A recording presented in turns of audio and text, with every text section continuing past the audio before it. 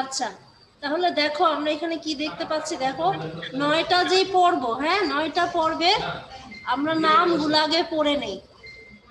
দেখো পরিফেরা প্রথম পর্ব, ঠিক আছে, প্রাণী দেহের প্রাণী জীববিজ্ঞানের যে শাখায় 9টা প্রধান পর্ব আছে।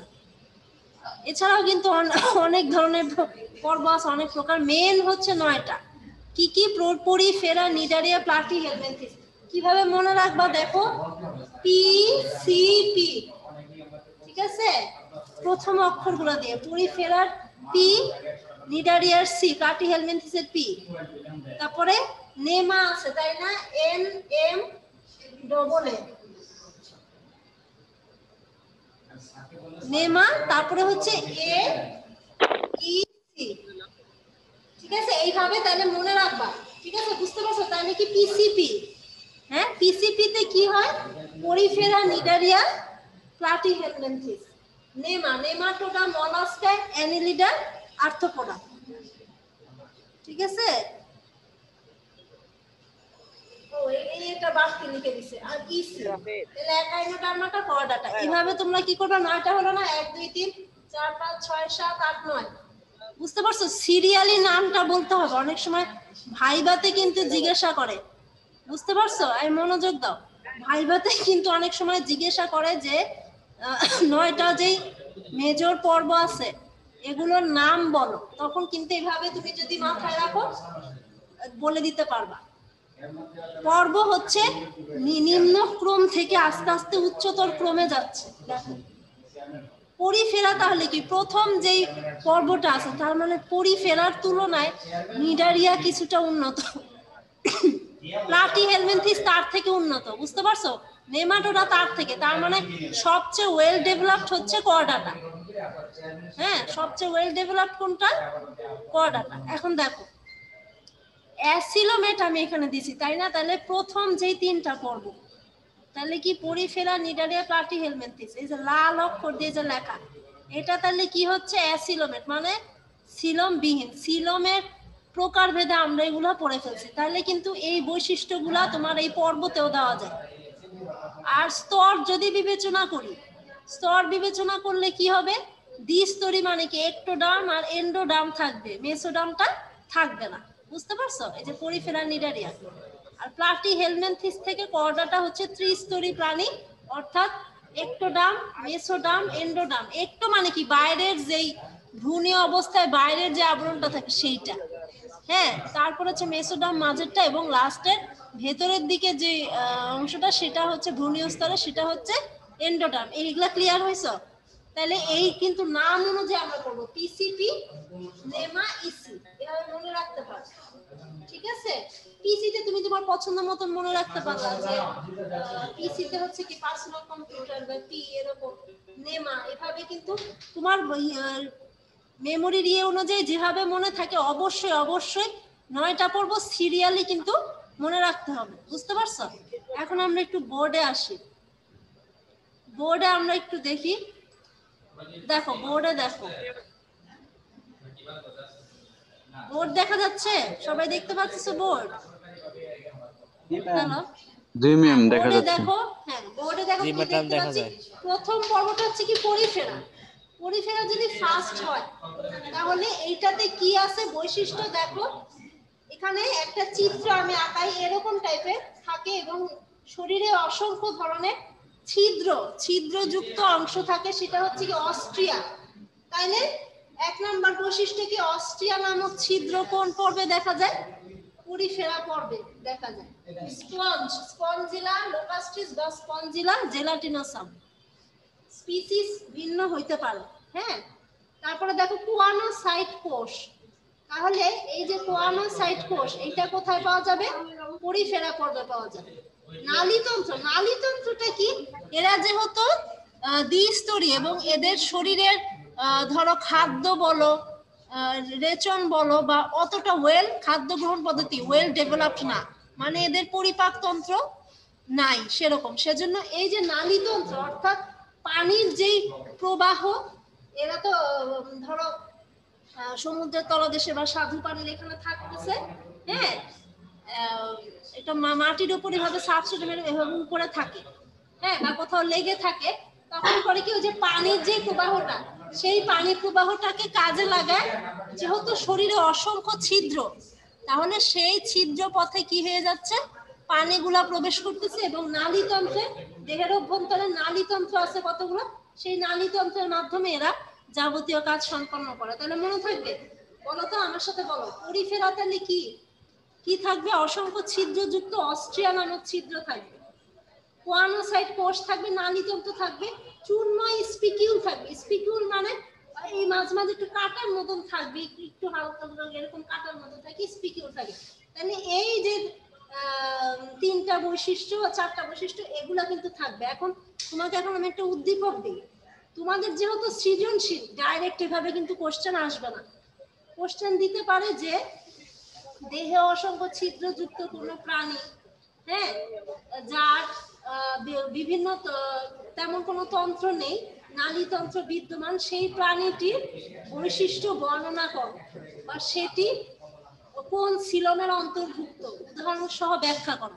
বুঝতে পারছো? যেহেতু সৃজনশীল প্রশ্ন, এই না বুঝতে পারলে বলবা, যেহেতু সৃজনশীল প্রশ্ন, তোমার যদি মেন জিনিসগুলো জানা থাকে, কোশ্চেন যেভাবেই আসো, কোশ্চেন যেভাবে, বা উদ্দীপকে সায়েন্টিফিক নেম দিয়ে দিল, উদ্দীপকে সায়েন্টিফিক নেম দিয়ে তোমার প্রশ্ন করলো, তখন কিন্তু তোমাকে এগুলো আনসার করতে হবে।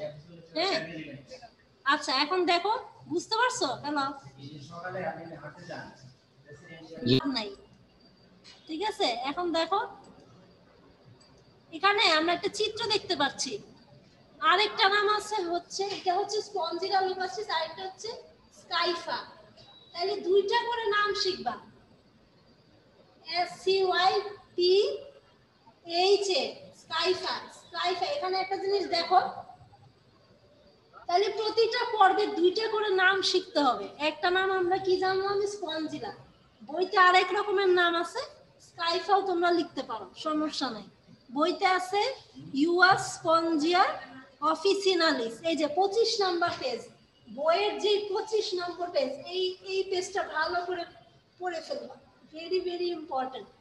পুরা 9টা পর্বের সারমর্ম কিন্তু তুমি এখানে পেয়ে যাবা, দেখছো? তাইলে দেখো, ছবিতে আমরা কি দেখতেছি, স্পঞ্জ নামে পরিচিত, ঠিক আছে, স্বাদু পানিতে কিন্তু কিছু কিছু বাস করে, অধিকাংশ হচ্ছে সামুদ্রিক, দলবদ্ধ ভাবে থাকে কলোনির মধ্যে, কিভাবে হলো, তারপরে একসাথে অনেকগুলো থাকে, শরীরে অসংখ্য ছিদ্র, ছিদ্রগুলোর নাম কি, ছিদ্রের নাম হচ্ছে অস্ট্রিয়া, কোয়ানোসাইট কোষ আছে, নালীতন্ত্র আছে। পারবা না?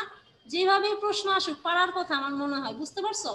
তাহলে তোমাদের কাজ হচ্ছে 9টা পর্বের যে উদাহরণগুলো আছে, তোমরা সেগুলোর চিত্রটা দেখবা। সৃজনশীল প্রশ্ন অনেক সময় চিত্র দিয়ে প্রশ্ন আসে। তারপরে বৈজ্ঞানিক নাম 2টা করে পড়তে হবে, বৈশিষ্ট্যগুলো পড়তে হবে। বৈশিষ্ট্য না পারলে কিন্তু উদ্দীপক আসলে তোমার কনফিউশন হয়ে যাবে। 9টা পর্বের বৈশিষ্ট্য দিয়েই কিন্তু উদ্দীপক গুলো আসবে, বুঝতে পারছো? হ্যালো, তাহলে পারবা না? আমার মনে হয় এটা পারবা। হ্যাঁ, তাহলে এটা ইনশাআল্লাহ পারবা, ঠিক আছে। এখন দেখো, ও ভুলে কিন্তু, আর 9টা পর্বের নাম এভাবে সিরিয়ালি পড়বা, একেবারে এত সুন্দর করে পড়বা জানো তুমি, 2টা বছর এটা তোমার মনে রাখে। একটা জিনিস আমি বলি, তোমরা যেহেতু সায়েন্সের স্টুডেন্ট, বুঝে তারপরে সেটা তুমি আয়ত্ত করবা। আমি ঘর ঘর করে পড়ে গেলাম, করে গেলাম, আমার টার্গেট হচ্ছে কি, আমি যেই জিনিসটা পড়বো আমার যেন মনে থাকে, বুঝতে পারছো? আমি সেইটাকে তোমার যেন কমসে কম, তোমাদের ধরো 2টা বছর অ্যাডমিশন টেস্ট আছে, জীবনের কিন্তু খুবই গুরুত্বপূর্ণ সময়। হ্যাঁ, ইন্টারমিডিয়েট, আগে যা করছো আগেরটা ভুলে যাও, এটা একেবারে ক্রুশিয়াল টাইম, এটা তোমার লাইফ চেঞ্জ করে দিতে পারবে, বুঝতে পারছো? এজন্য সুন্দর মনোযোগ দিয়ে পড়বা, আর মন ভালো রেখে পড়তে হবে, উৎসাহ নিয়ে পড়তে হবে। হ্যাঁ, উদাস থাকবা না, অনেক সময় মন খারাপ থাকবে, এটা কিন্তু খুব ব্যাপার, মেন্টাল যে ইয়েটা, এটা অনেক বড় ব্যাপার, বুঝতে পারছো? মন সবসময় ভালো রাখতে হবে। আচ্ছা দেখো, এখন তাহলে ইনশাআল্লাহ আমরা এটা পড়বো, পারবো। এখন নিডারিয়া, দ্বিতীয়টা হচ্ছে কি, নিডারিয়া। নিডারিয়া হচ্ছে জেলিফিশ। হ্যাঁ, জেলিফিশ একেবারে আমরা অনেক সময় দেখি। জেলিফিশের বৈজ্ঞানিক নাম কি? অরিলিয়া অরিটা। আচ্ছা, প্রত্যেকটা বৈজ্ঞানিক নামের নিচে দেখো আমি দাগ দিচ্ছি, কেন দাগ দিচ্ছি এটা কে বলতে পারবে, কেন দাগ দিচ্ছি আমি? কারণ এটা হচ্ছে ক্যারোলাস লিনিয়াসের দ্বিপদী নামকরণ। ক্যারোলাস লিনিয়াসের দ্বিপদী নাম অনুসারে যদি হাতে লিখি প্রত্যেকটা সায়েন্টিফিক নেমের নিচে কি হবে, এটা হচ্ছে বর্ণ আর এটা হচ্ছে প্রজাতি, দাগ দিতে হবে। এই দাগ 90% স্টুডেন্ট ভুলে যাবে, এটা কিন্তু বেসিক। এই দাগ এই যে অনার্সের অনেকেও পড়ে এখনো ভুল হয়, কিন্তু ভুলা যাবে না, এটা হচ্ছে নিয়ম, একেবারে সায়েন্টিফিক রুলস। তুমি এটার বিপক্ষে যেতে পারবে না। টিচার যদি চায়, ধরো উদাহরণ দিতে বলো, তুমি দাগ দাও নাই, টিচার যদি চায় নাম্বার যদি কেটে দেয়, তুমি কিছু বলতে পারবা না। টিচারের নাম্বার কাটা রাইট আছে যদি তুমি বৈজ্ঞানিক নামের নিচে দাগ না দাও। বুঝতে পারছো? একেবারে বেসিক জিনিস। তাহলে দেখো এখন নিডারিয়া পর্ব কি? নিডারিয়া পর্বের হচ্ছে সিলেন্টোরাটা। সিলেন্টোরাটা নামক কি থাকবে, এই যে কেন্দ্রীয় গহ্বর থাকবে। সিলেন্টেরল নিডোসাইট কোষ থাকবে, এই যে নিডোসাইট কোষ, নিডারিয়া নিডোসাইট কোষ। হ্যাঁ, নিডোসাইট, এই দেখো নিডোব্লাস্ট নামক বৈশিষ্ট্য কোষ থাকে, নিডোসাইট কোষ। এগুলো আমরা তোমাদের নিডারিয়া পর্বের কিন্তু একটা প্রাণী আছে, সেই প্রাণীটা হচ্ছে হাইড্রা। দ্বিতীয় অধ্যায়ে আমরা ডিটেলস পড়বো এই নিডোসাইট কোষটা কি, এটা কিন্তু অনেক গুরুত্বপূর্ণ ভূমিকা আছে। তাহলে নিডারিয়া পর্বের মধ্যে কি পাচ্ছি, জেলিফিশ। এটাতে তোমরা বাংলা নাম সহই পড়বে, জেলিফিশ। আর অবশ্যই যদি পরীক্ষায় উদাহরণ চায়, তাহলে কিন্তু বৈজ্ঞানিক নাম সহ লিখতে হবে। শুধু তুমি বাংলায় জেলিফিশ লিখলা নাম্বার কিন্তু কম আসবে। আমার মনে হয় বৈজ্ঞানিক নাম তাহলে 9টা যদি পর্ব হয় 2টা করে বৈজ্ঞানিক নাম, 18টা বৈজ্ঞানিক নাম তোমাকে জানতে হবে। ঠিক আছে, এগুলো থেকে প্রশ্ন আসে। তাহলে জেলিফিশের চিত্রটা কেমন হয়, এই যে এরকম সবাই আমরা দেখছি, একটা একটু ছাতার মতন ট্রান্সপারেন্ট হয়, পেনাটুলা আছে, আর আরেকটা আছে কি এই যে এগুলো আছে, পেনাটুলা অনেকটা এরকম পাতার মতো। তাহলে এই বৈশিষ্ট্যগুলো দেখো, নিডারিয়া হচ্ছে দ্বিস্তরী। দ্বিস্তরী মানে কি, দ্বিস্তরী কিন্তু পরিফেরাও, তবে পরিফেরাতে অনেক সময় এক স্তরের একটা আবরণ থাকে, এর জন্য কারেক্টলি দ্বিস্তর হচ্ছে নিডারিয়া। নিডারিয়া কি হচ্ছে, সিলেন্টোরল নামক গহ্বর থাকবে, নিডোসাইট কোষ থাকবে। ঠিক আছে, এখন আমরা একটু দেখি, আর একটু দেখি, বুঝছো? তাহলে কি হচ্ছে, এই যে দুটি ভ্রূণীয় প্রস্তর থাকবে, বাইরের দিকে হচ্ছে একটোডার্ম, ভেতরের দিকে এন্ডোডার্ম।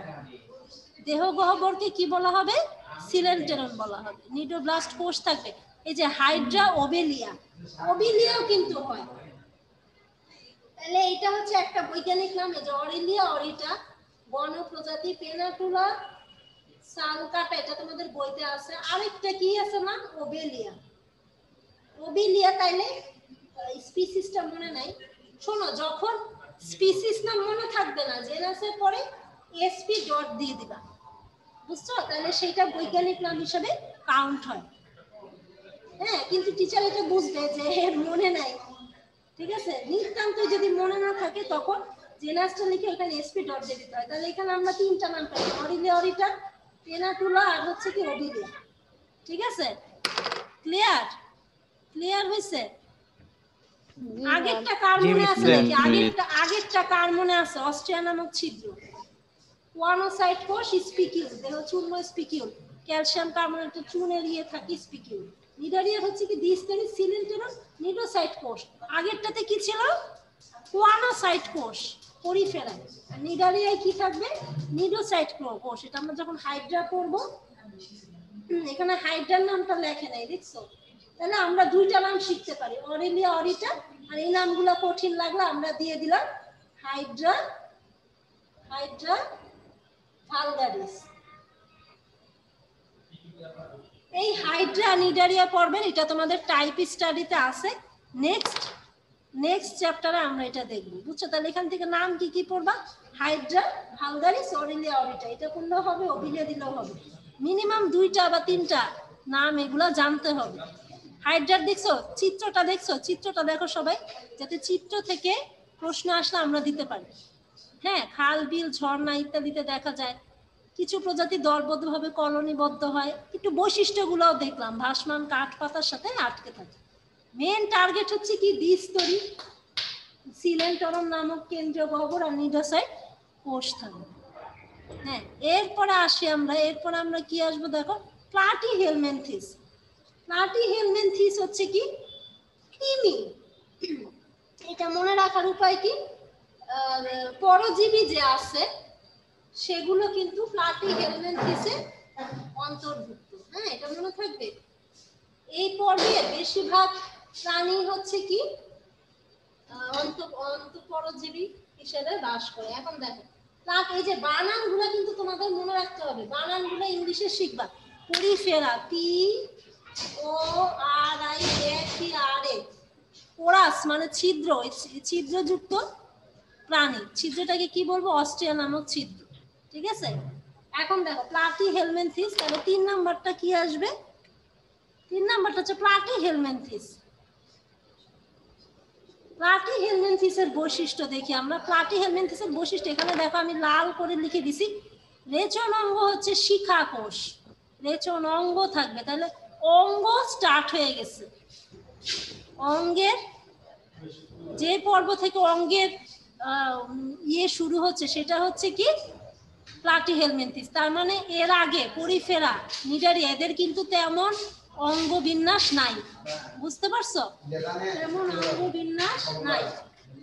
হ্যাঁ, এক সেকেন্ড একটু দাঁড়াও। আচ্ছা দেখো, তাহলে বুঝতে পারছি আমরা প্লাটিহেলমিনথিসটা তাহলে কি হবে, কৃমি। এখানে নিচে লেখা আছে, তাহলে আমরা দেই। দেখো তাহলে কি রেচনাঙ্গ শিখাকোষ, এবং এরা হচ্ছে কি উভলিঙ্গ অন্তঃপরজীবী। উভলিঙ্গ মানে কি, একজনের শরীরেই স্ত্রী এবং পুরুষ উভয় যে এই বৈশিষ্ট্য সেটা হচ্ছে কি বিদ্যমান থাকবে। আচ্ছা এখন এখানে আমরা একটা চিত্র দেখি। দেখো প্লাটিহেলমিনথিসের ইয়ে হচ্ছে ফিতা কৃমি। ফিতা কৃমি একেবারে ফিতার মতন লম্বা হয়ে থাকবে, মানুষের অন্ত্রে বাস করতে পারে। হ্যাঁ, গরুর অন্ত্রে মানুষের একেবারে ফিতার মতো। হ্যাঁ, সেটাই কিন্তু থাকে ফিতা কৃমি। তারপর হচ্ছে যকৃত কৃমি। যকৃত কৃমি কই থাকে, গরুর যকৃতে, ঠিক এই যে এরকম। ঠিক আছে, অনেকটা এইরকম যকৃত। এই নামগুলো পড়তে হবে। ফিতা কৃমি হচ্ছে কি টাইনিয়া সোলিয়াম, TAI, টাইনিয়া। স্পিসিস কি সোলিয়াম, টাইনিয়া সোলিয়াম বা টিনিয়া সোলিয়াম। ঠিক আছে, এটা মনে রাখার জন্য মনে করে এটা একটা মেন নাম। ঠিক আছে, মনে রাখতে হবে, তুমি যেভাবে মনে রাখো। টানিয়া না দিয়ে TAE হয়ে যাবে মাঝখানে, তাহলে কি টিনিয়া, টিনিয়া সোলিয়াম, ফিতা কৃমি। তাহলে এটা কি একেবারে ফিতার মতন চ্যাপ্টা, চ্যাপ্টা থাকবে, শরীরটা একেবারে চ্যাপ্টা, এবং চোষক বা আংটা থাকবে। এই যে মাথার এখানে চোষক থাকবে, যেটা হোস্ট বডি, মানে তোমার শরীরের অন্ত্রে ধরো এইভাবে, অন্ত্রের গায়ে এভাবে, মানে পেটের মধ্যে সেখানে কি হয়ে থাকবে, এভাবে লেগে থাকবে চোষক দিয়ে। তুমি যেই খাবার খাবা সেইটা কি করবে, সেই পরিপাকৃত খাবারটা বিশেষ করে অন্ত্রে ক্ষুদ্রান্তে থাকে, সেটা কি করে নিজে শোষণ করে খেয়ে ফেলে। এর জন্য অবশ্যই বছরে একবার, 2 বছরে একবার বা 1 বছরে একবার অবশ্যই কৃমির ওষুধ খেতে হবে। ঠিক আছে, এই দেখো এখন তার মানে কি স্যাঁতস্যাঁতে মাটিতে মুক্তজীবী হিসেবেও কিন্তু কিছু কিছু, মুক্তজীবী মানে কি ফ্রি লিভিংও কিন্তু আছে, যারা কারো শরীরে প্রবেশ করে না, তবে বেশিরভাগই হচ্ছে কি অন্তঃপরজীবী বা উভলিঙ্গ। ঠিক আছে, এবং রেচনাঙ্গ কি শিখাকোষ। পৌষ্টিকতন্ত্র অসম্পূর্ণ, পৌষ্টিকতন্ত্র দরকারই নাই। কারণ কি, তোমার গ্রহণকৃত যে খাবারটা তোমার হজম হয়ে যাচ্ছে সেখান থেকেই তো পুষ্টিটা সে নিয়ে নিচ্ছে, যেহেতু সে পরজীবী, আরেকজনের উপর নির্ভর করে বাঁচতেছে। বুঝছে, এর জন্য পৌষ্টিকতন্ত্র কি অসম্পূর্ণ। নামগুলো মনে রাখবা, নামগুলো নিয়ে কনফিউশন হয়, এটা চিত্র দিয়ে প্রশ্ন আসতে পারে। তাহলে ফ্যাসিওলা হেপাটিকা। হেপাটিকা কেন, যকৃতের কোষকে বলা হয় হেপাটিক সেল। যেহেতু যকৃতে থাকে এই কৃমি, সেজন্য এর স্পিসিস না হেপাটিকা চলে আসছে। বুঝতে পারছো, এটার সাথে মিল রেখে, মানে এর অবস্থানের উপর মিল রেখে এর স্পিসিস নেমটা এভাবে মিলাইছে বিজ্ঞানীরা, সায়েন্টিস্টরা। বুঝছো, তাহলে এটা মেন হচ্ছে শিখাকোষ। প্রত্যেকটার কি ধরনের কোষ, কোয়ানোসাইট কোষ কার, নিডোব্লাস্ট কোষ কার, শিখা কোষ কার, এভাবে পড়লে কিন্তু মনে থাকবে এগুলো মেন বৈশিষ্ট্য। বুঝছো? হ্যালো, এখন আমরা দেখো জি ম্যাডাম, শিখা কোষটা হচ্ছে জাস্ট একটা এরকম অনেকটা যে শিখার মতন এরকম করে একটা অঙ্গ থাকে। ওদের তো আমাদের রেচনাঙ্গ যেরকম কিডনি, ওদের তো এত ওয়েল ডেভেলপ না, মানে আস্তে আস্তে তো এগুলা অনুন্নত পর্ব থেকে উন্নত পর্বে আসতেছে। ওদের নাম কাওয়াজতে একটা আছে যেটা দিয়ে ওরা রেচন কাজ সম্পূর্ণ করে, ঠিক আছে? সেটা হচ্ছে এই যে এরকম শিখার মতন, এর জন্য শিখা কোষ। এরকম একটাই কোষের মতন ছোট্ট অংশ আছে এই শিখার মতন, ঠিক আছে? মানে ব্রাঞ্চ আছে, সেটাই হচ্ছে কি শিখা কোষ, রেচন অঙ্গ। ওয়েল ডেভেলপ না, মোটামুটি ওর কাজ চললেই হয়ে যায়, বুঝতে পারছো? আর পৌষ্টিক তন্ত্র তো একেবারেই বলতে গেলে নাই, আছে অল্প একটু আছে, জাস্ট চোষক মেন কাজ হচ্ছে এর হচ্ছে চোষক দিয়ে একটা চোষক এরকম হুক আংটার মতো এভাবে বডিতে লেগে থাকে, এমন ভাবে আটকে থাকে শরীরের, ধরো খাবারের ফ্লো হচ্ছে, তুমি পানি খাচ্ছ অনেক কিছু, তা ওইটা সরে যায় না, ওই যেভাবে এরকম আটকে থাকে, অনেকে বলে না যোগ, ঠিক ওই রকম যদি পেটের মধ্যে ভাবে থাকে ভাবে ক্ষুদ্রান্তিটা আটকে থাকে চোষকের সাহায্যে, ওটাকে বলে স্কোলেক্স। ইংলিশ নাম কি? স্কোলেক্স। স্কোলেক্স কার থাকে? ফিতা কিডনিতে থাকে, বুঝতে পারছো? তাহলে রেচন অঙ্গ একেবারে একটু শিখার মতন শাখা প্রশাখা যদি যে কোষটা থাকে সেটা হচ্ছে প্লাটিহেলমিনথিসের রেচন অঙ্গ। এটা আসে প্রশ্ন যে রেচন অঙ্গ কার থাকে, দিয়ে দেয় প্লাটিহেলমিনথিস, নেমাটোডা, পরিফেরা, একাইনোডার্মাটা, তখন টিক দিতে হবে কোথায়? প্লাটিহেলমিনথিসে। বানানটা কিন্তু দেখবা PLATYHELMIN থিস, THES। সেলেবাল করে পড়বা। সেলেবাল মানে কি? এই যে প্লাটি, PLA প্লাটি, TY প্লাটি হেল, HL হেল, মিন MIN থিস, THES। এভাবে তুমি যদি ভেঙে ভেঙে পড়ো পুরো বানানটা ঠিক থাকবে। এখন দেখো, এখন চলে আসবো আমরা নেমাটোডা পর্বে। নেমাটোডা হচ্ছে এটাও কিন্তু কৃমি। তাহলে কৃমি দুইটা পর্ব, একটা হচ্ছে কি প্লাটিহেলমিনথিস, আর একটা হচ্ছে নেমাটোডা। নেমাটোডা হচ্ছে গোল কৃমি। গোল কৃমি ওই যে গ্রামের বাচ্চাদের দেখো না, পেট অনেক সময় ফুলে থাকে, খালি পায়ে হাঁটা চলা করে, যেখানে সেখানে মলমূত্র ত্যাগ করে বা ইয়ে করে, এই তার মানে অস্বাস্থ্যকর পরিবেশ অনেক সময় থাকলে সেই কৃমির সংখ্যা বেশি হয়। অবশ্য আমাদের পেটেও থাকতে পারে কম বেশি। তাহলে গোল কৃমি, গোল কৃমি হচ্ছে এই যে এরকম, ঠিক আছে? একেবারে এরকম সাদা কালারের থাকবে। কেঁচো কৃমি, ফাইলেরিয়া কৃমি, এগুলো হচ্ছে কি পরজীবী হিসাবে নানা রকম ক্ষতি সাধন করে। হ্যাঁ, পানি মাটিতে থাকে, চান্স পাইলেই কি হয়, হাত না ধুয়ে খাবার খেলে বা মাটি ধরলে ওভাবে কোনোভাবে যদি মুখে প্রবেশ করে পেটের মধ্যে যে এরা বংশ বিস্তার করে। তাহলে নেমাটোডা হচ্ছে কি, নেমাটোডা দেখো বৈশিষ্ট্য আছে কি, কিউটিকল, ইলাস্টিন কিউটিকল দিয়ে আবৃত, মানে অনেকটা ইলাস্টিসিটির মতো, ঠিক আছে? ইলাস্টিসিটির মতো। তাহলে এখানে কি থাকবে? দেহ হচ্ছে কি কিউটিকল দ্বারা আবৃত থাকবে। হ্যাঁ, তারপরে হচ্ছে অপ্রকৃত সিলমযুক্ত। এই যে ভেরি ভেরি ইম্পর্টেন্ট, অপ্রকৃত মানে অ্যাসিলোমেট।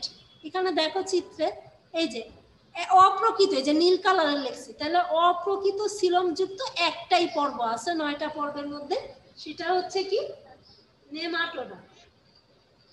মানে এর সিলমটা যে থাকে প্রকৃত সিলম না, তাও না, মাঝামাঝি, মাঝামাঝি থাকে, বুঝছো?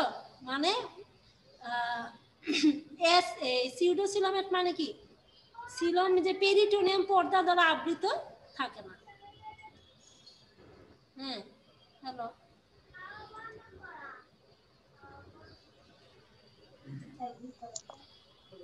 হুম, আচ্ছা। এই তোমরা কি বোর্ড দেখতে পাচ্ছ? বোর্ড দেখতে পাচ্ছ তোমরা? না ম্যাম, দেখা যাচ্ছে না কিছু। আমাকে দেখতে পাচ্ছ? না ম্যাম। ও, আমাকে দেখতে পাচ্ছ না, তাহলে মানে তাহলে দেখো মলাস্কা পর্বটা হচ্ছে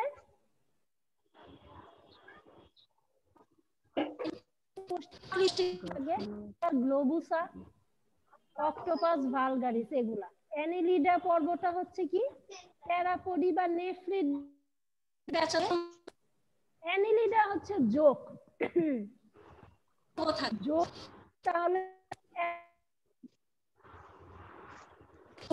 মেডিসিন জোক থেকে অনেক সময় টাইম ওষুধ তৈরি করে, এর জন্য এর স্পিসিস নামটা মেডিসিন থেকে আসে। কেঁচো তার প্রস্তুত এই যে কেঁচো যে আমরা পাই মাটি থেকে অ্যানিলিড আর দেহের চাপে ক্ষুদ্রযুক্ত ছিট তাহলে প্লাটির অঙ্গ হচ্ছে শিখাকোষ আর নেফ্রিডিয়ার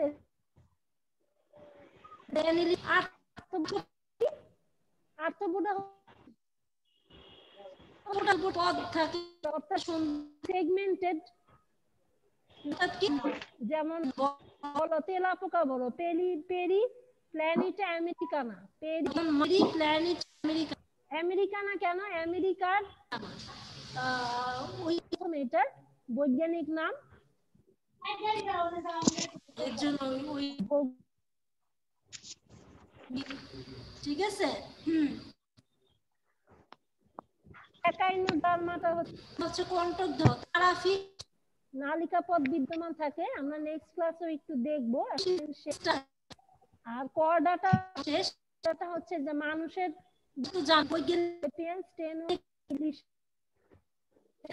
মানুষের বৈজ্ঞানিক নাম অবশ্যই কর্ডাটার মেন বৈশিষ্ট্য স্নায়ু রজ্জু থাকবে, ফুলকা রং থাকতে পারে, কি হয় উন্নত শ্রেণী নটগট কি হয় উন্নত স্থাপিত হয়, আমাদের তো বুঝতে পারছো? এইভাবে আমরা পড়ে ফেলবো যে বইয়ের 25 নম্বর পেজ সুন্দর করে দেখবা।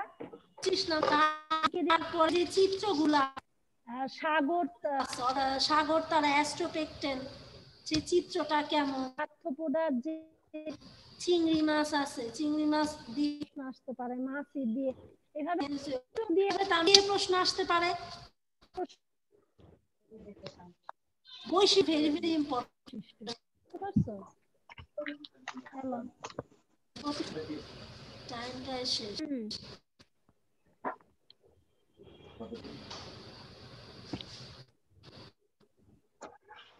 বুঝছো? যাবার এটা বাসায় একটু বাড়ির কাজ হচ্ছে অবশ্যই সহজ, সেগুলা দেখবা। বৈজ্ঞানিক নেমে অবশ্যই দুইটা তিনটা করবা একেবারে করে বা জানো তোমার 2 বছর উল্টা পুল্টা না হয়, প্রথম পর্ব লিখবা না, প্রথম পর্ব লিখবা পরিফেরা আর এভাবে দিয়ে দিই। আচ্ছা তোমরা কে আমাকে শর্ট দিও, স্ক্রিনশট দিয়ে, ঠিক আছে?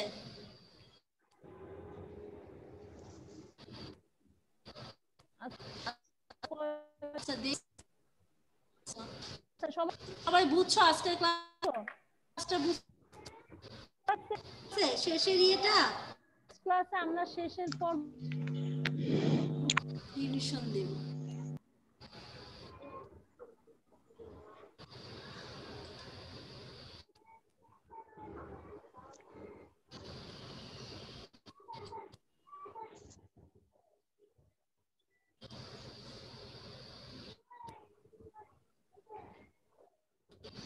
হ্যালো, তাহলে কি এখন সমস্যা আছে নাকি না? শামুক আমরা সবাই দেখছি, হ্যাঁ শামুক। তাহলে কি মলাস্কা? তাহলে মলাস্কা পর্ব হচ্ছে কি শামুক, পাইলা গ্লোবুসা, পিলা গ্লোবুসা, এভাবে বললেই হয়।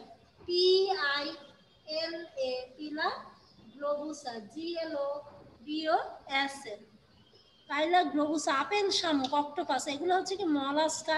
এটা হচ্ছে দেহ হচ্ছে নরম, ম্যান্টল পর্দা দ্বারা আবৃত থাকে। এগুলো আমরা পড়ে নেব।